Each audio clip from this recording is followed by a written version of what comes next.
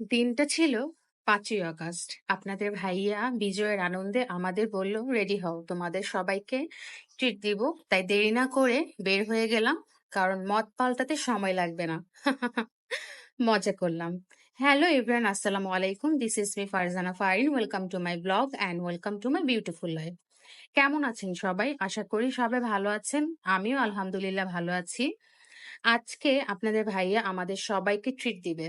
তাই আমরা চলে আসলাম একটা রেস্টুরেন্টে।